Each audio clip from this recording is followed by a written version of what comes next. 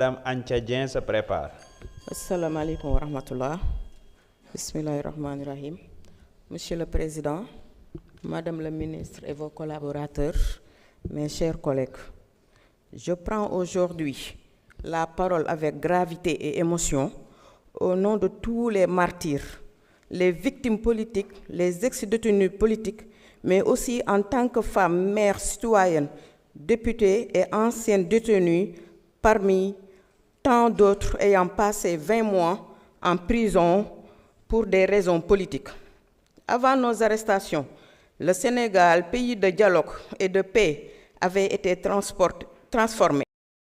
Nous avons vu des nervis recrutés, financés et utilisés par certaines autorités pour intimider, blesser et parfois tuer même des jeunes, mutilés, des familles en deuil, des innocents poursuivis, la peur installée dans les quartiers, les maisons et les universités.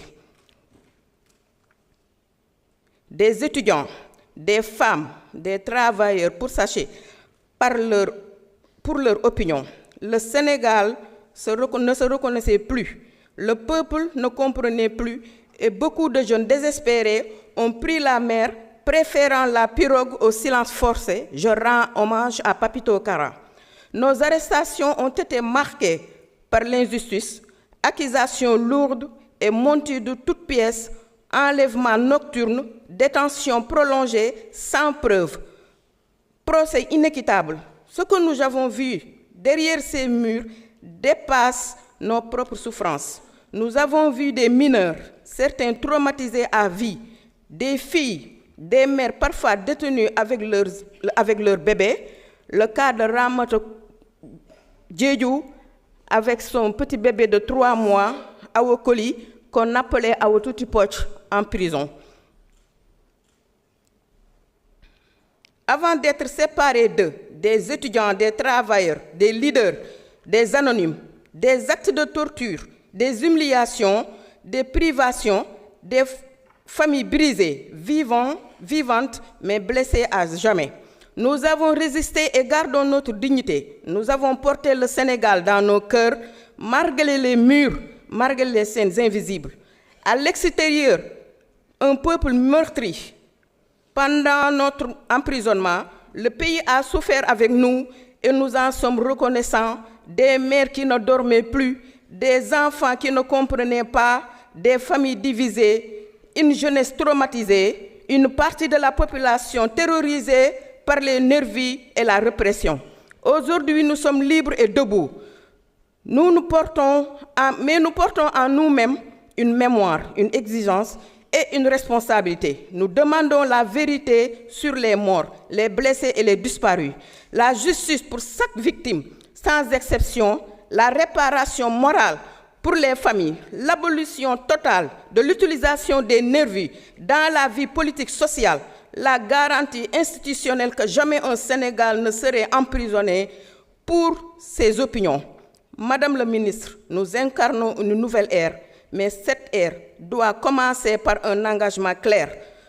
Plus jamais ça, transformons la douleur en force nationale.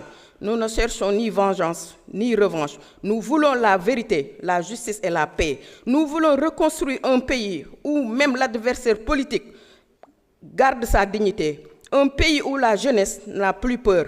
Un pays où les prisons ne seront plus des lieux de détention arbitraires. Nos jours, nos mois, nos années passées en prison, nos souffrances ne doivent pas être vaines, mais doivent servir de leçon pour notre Sénégal. Ils doivent éclairer l'avenir. Que Dieu protège le Sénégal, que la justice, la vérité et la paix gardent notre nation. Je vous remercie. Merci beaucoup, honorable. Antchadien, vous avez la parole.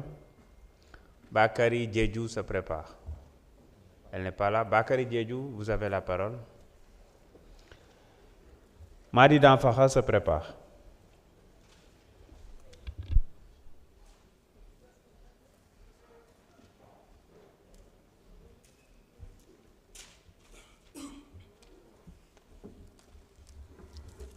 Assalamu alaikum, Monsieur le Président. Madame le ministre, ça fait déjà plus d'1 an dans le cadre du PRODAC. Notre frère Mamina Daffé est en détention préventive. Je note 2 paradoxes. Mamina est poursuivi pour un peu moins de 1,682 milliard. Et pendant ce temps, ceux qui ont fait des détournements à hauteur de milliards, sur le trésor public, ne sont pas inquiétés. Le deuxième paradoxe est que Mamina est aujourd'hui en train de croupir en prison pendant que ses patrons sont encore en train de se pavaner au